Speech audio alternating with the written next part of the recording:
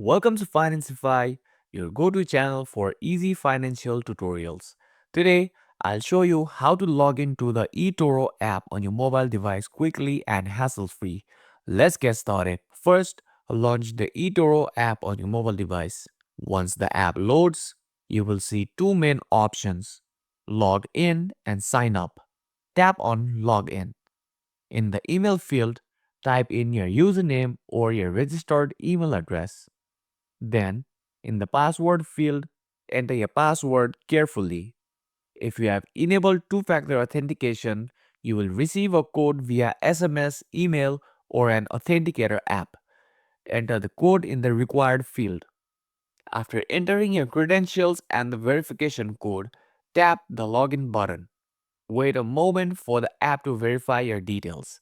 Once logged in, you will be directed to the app's dashboard. From here, you can explore your portfolio, make trades, or check the markets. That's it, you have successfully logged into your eToro app. If this tutorial helped, don't forget to like, subscribe, and hit the notification bell for more helpful guides.